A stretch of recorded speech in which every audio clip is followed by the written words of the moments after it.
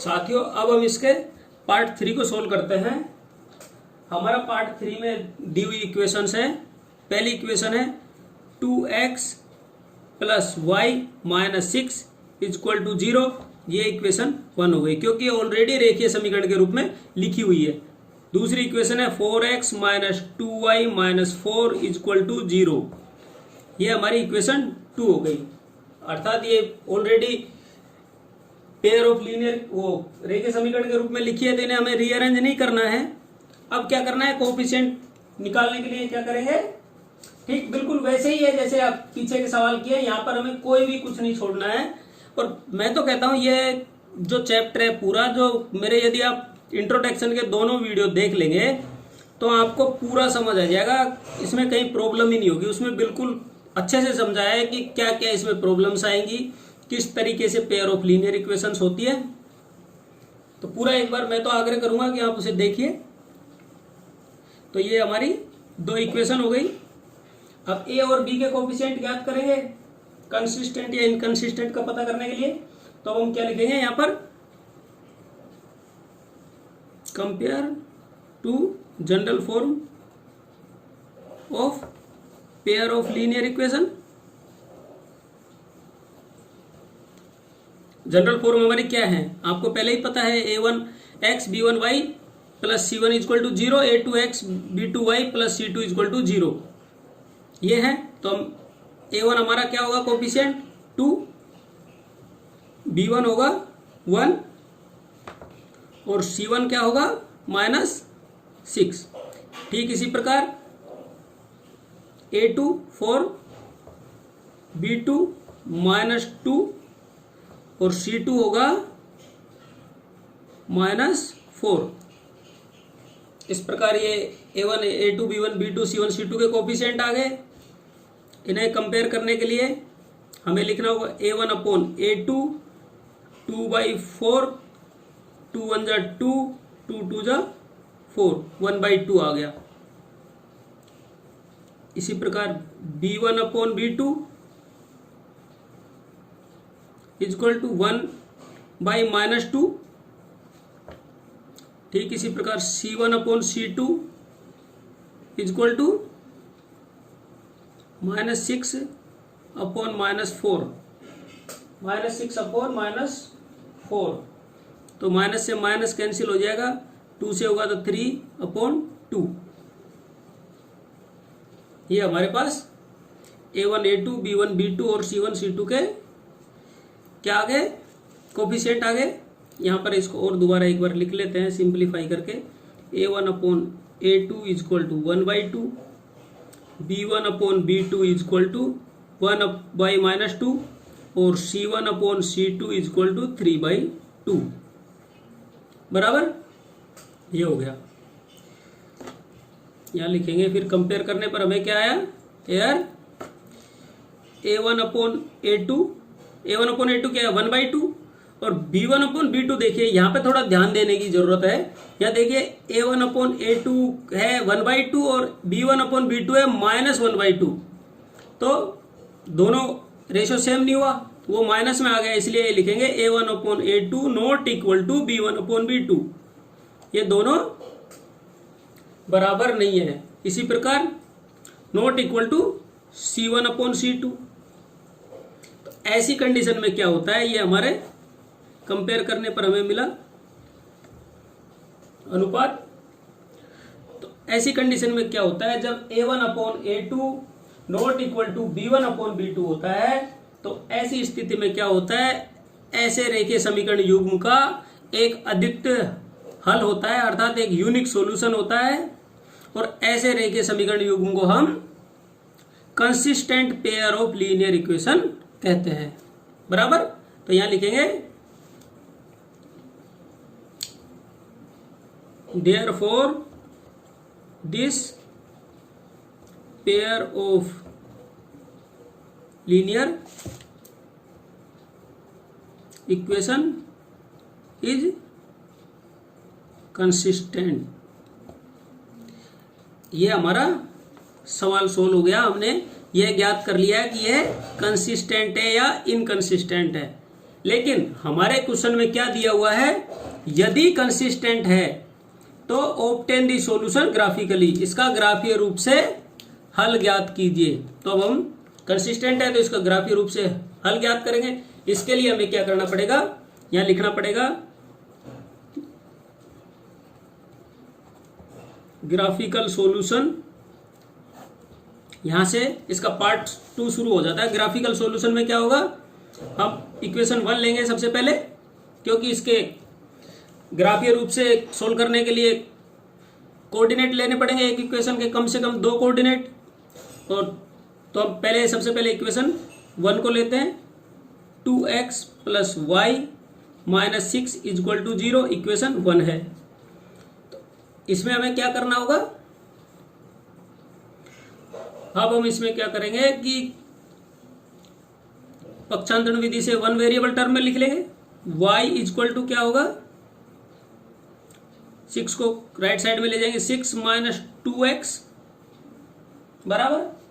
अब जब 6 - 2x आ गया हमारे पास y का मान, तो अब हम y का मान मान लो, y का नहीं, हम मान लो x का मान मानते हैं।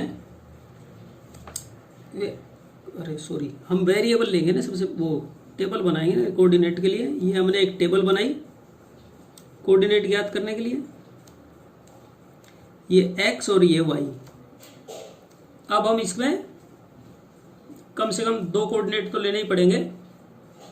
इफ हमने यदि x में क्या माना, 3 माना, इफ x = 3 देन y = क्या होगा, 6 - y = 6 - 2 × 3 बराबर 0।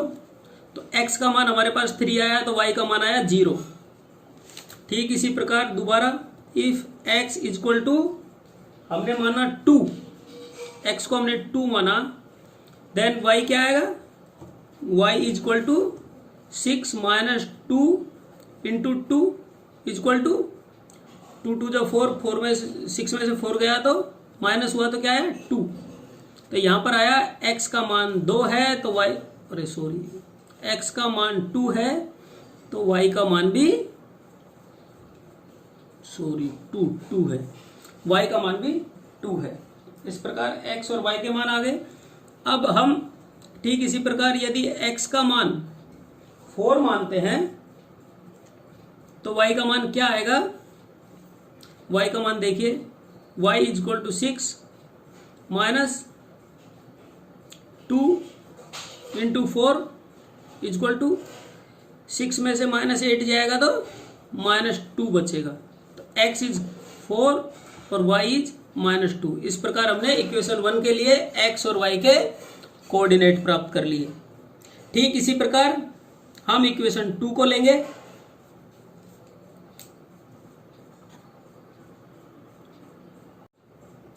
ये हमारी इक्वेशन 2 है। इक्वेशन 2 क्या है, 4x - 2y - 4 = 0। ये इक्वेशन 2 है। इसको 1 वेरिएबल टर्म में हम लिख लेंगे। तो 1 वेरिएबल टर्म में लिखने पर क्या आएगा, 4x = पक्षांतरण विधि से ये इधर को आ जाएगा 4 + 2y। दिस इंप्लाइज x = क्या होगा, 4 + 2y / 4। ये हमने 1 वेरिएबल टर्म में इक्वेशन 2 को लिख लिया। अब इसमें क्या करेंगे, x का मान अज्यूम करेंगे या y का मान अज्यूम करेंगे और x का मान ज्ञात निकालेंगे। इसके लिए हमें टेबल बनानी होगी लिखने के लिए मानों को। तो हमने एक टेबल बनाई, ये हमारी टेबल बन गई x y। अब हम अज्यूम करेंगे इफ x इज, y का मान अज्यूम करेंगे तो f निकल जाएगा, ये निकल जाएगा। इफ y इज क्या है, y को हमने माना 0, देन x क्या आएगा, x = 4 + 2 × 0 / 4। तो 2 से 0 को गुणा करेंगे 0 आ जाएगा, तो 4/4 = 1। तो y का मान 0 लेने पर y का मान 0 लेने पर x का मान हमें प्राप्त हुआ 1। ठीक इसी प्रकार इफ y = क्या मानेंगे, हमने y का मान मान लिया 2, then x equal to 4 plus 2 into 2 upon 4, तो ऊपर वाला नोमिनेटर में हो गया 8 और डिनोमिनेटर में 4, 4 1 जा 4, 4 2 जा 8, 2/1, तो y का मान हमारे पास आ गया 2, x का मान 2 आ गया, तो y हमने 2 माना तो x का मान भी हमें क्या प्राप्त हुआ 2। ठीक इसी प्रकार इफ y हमने क्या माना अगले कोऑर्डिनेट के लिए y हमने -2 मान लिया, then x equal to 4 plus 2 -2 into में अपॉन 4, तो प्लस 4 में से -4 गया तो 0 अपॉन 4 इक्वल टू 0, तो y का मान जब हमने -2 माना तो x का मान हमारे पास हुआ 0। इस प्रकार हमने इक्वेशन 1 और 2 के लिए x और y के कोऑर्डिनेट प्राप्त कर लिए। अब इसको ग्राफीय रूप से प्रदर्शित करने के लिए हम एक ग्राफ पेपर लेंगे, तो चलिए अब हम एक ग्राफ पेपर लेते हैं। साथियों, इसके ग्राफिकल सॉल्यूशन के लिए हमने ये ग्राफ पेपर ले लिया। इस पर हमने x अक्ष माइनस x अक्ष, y अक्ष और माइनस y अक्ष पहले से ही बना लिए, और इस पे ये कोऑर्डिनेट के बिंदुओं को अंकित करने के लिए नंबरिंग भी कर लिया। और हमने स्केल इसमें क्या मानेंगे, देखिए हमारी जो संख्याएं हैं वो कोई भी संख्या दोनों कोऑर्डिनेट में 4 से बड़ी नहीं है, तो यहां पर हम स्केल मानेंगे। स्केल x एक्सिस पर क्या होगा 1 centimetre equal to 1, y axis पर 1 सेंटीमीटर इक्वल टू 1। इसी के हिसाब से हमने नंबरिंग कर लिया। अब हमें क्या करना पड़ेगा, इक्वेशन 1 के कोऑर्डिनेट लेंगे और उन्हें ग्राफ पेपर पर अंकित करेंगे। तो पहला कोऑर्डिनेट है x3 और y का मान क्या है 0, तो y0 यहां पर है और x3 ये हमारा पहला कोऑर्डिनेट आ जाएगा 3 0। अब हम कोऑर्डिनेट 2 को लेंगे, इक्वेशन 1 का ही दूसरा कोऑर्डिनेट x2 और y2, x यहां पर 2 है और y2 ये हमारा कोऑर्डिनेट 2 होगा 2 2। इसी प्रकार इक्वेशन 2 के तीसरा कोऑर्डिनेट है x4 है और y -2 है, तो x हमारा 4 यहां पर है और y -2 यहां पर है, तो यहां पर ये हम तीसरा कोऑर्डिनेट भी इक्वेशन 1 का अंकित कर लेंगे। ये हमने तीसरा कोऑर्डिनेट अंकित कर लिया। अब क्या करेंगे, हम ये तीनों कोऑर्डिनेट को ज्वाइन कर लेंगे एक स्केल की सहायता से। हमने एक स्केल लिया और इसकी सहायता से इन दोनों कोऑर्डिनेट को ज्वाइन किया, तो हमें इक्वेशन 1 के लिए एक स्ट्रेट लाइन प्राप्त हुई। ये हमारी इक्वेशन 1 के लिए है, ये है 2x लिख देते हैं इस पर प्लस y -4 इक्वल टू 0। ये इक्वेशन 1 का ग्राफीय निरूपण हो गया। अब ठीक इसी प्रकार अब हम क्या करेंगे, इक्वेशन 2 के लिए भी जो निर्देशांक हमने प्राप्त किए उन्हें ग्राफ पेपर पर अंकित करेंगे। तो इक्वेशन 2 के लिए हमारा पहला निर्देशांक है x1 और y0। तो x1 हमारा यहां पर है और y0 0 यहां पर है y, और x यहां पर 1 है, तो पहला निर्देशांक ये होगा 1 0। दूसरा निर्देशांक है x2 y2, x2 यहां पर हो गया और y यहां पर 2 हो गया, तो ये हमारा दूसरा निर्देशांक भी यहां पर ही आएगा x2 y2, यही वाला जो इक्वेशन 1 में था। तीसरा कोऑर्डिनेट है जिसे ग्राफ पेपर पर अंकित करेंगे x0 y -2, तो x हमारा 0 यहां पर हो रहा है, y -2 यहां पे होगा, तो ये हमारा कोऑर्डिनेट 3b इक्वेशन 2 के लिए ग्राफ पेपर पर अंकित हो गया।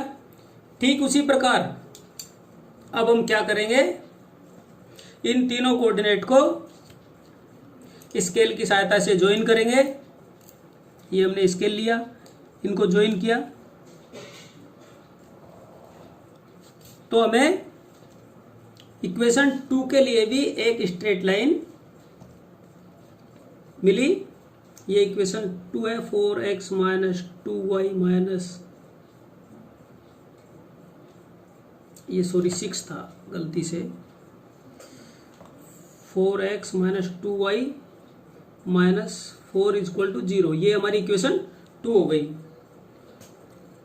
अब इस ग्राफ पेपर को देखने पर हमें स्पष्ट हो रहा है कि ग्राफ पेपर पर जो दो सीधी रेखाएं आई हैं वो एक दूसरे को बिंदु x2 y2 पर इंटरसेक्ट करती हैं। कहां पर इंटरसेक्ट करती हैं?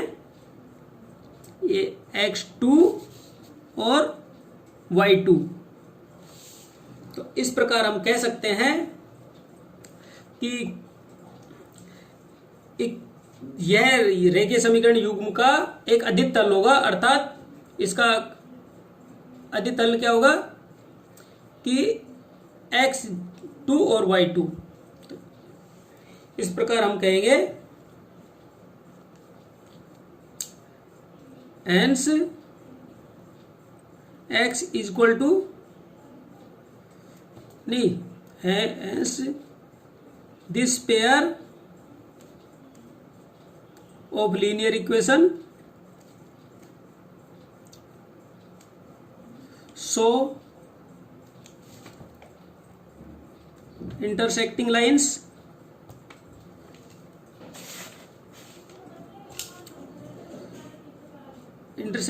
so this has a unique solution which is xy equal to 2 2। यही हमारा आंसर होगा। ये हमें x और y का मान प्राप्त हो गया। जब हमें x और y का मान प्राप्त हो गया ग्राफ पेपर पर अंकित करने पर, तो हमने यहां पर लिख लिया हेंस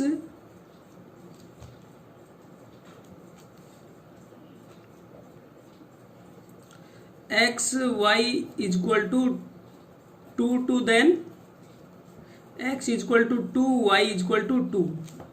ये हमें एक्स और वाई के सॉल्यूशन मिल गए। अब हम हमारी इक्वेशन को वेरीफाई करने के लिए क्या करेंगे, इन एक्स और वाई के मानों को किसी एक इक्वेशन में सब्स्टिट्यूट करके देखेंगे कि हमारी इक्वेशन यदि सेटिस्फाई होती है तो हमारा आंसर सही है, यदि सेटिस्फाई नहीं होती है तो हमारा आंसर गलत है। तो हम इसके लिए इक्वेशन 1 को ले लेते हैं।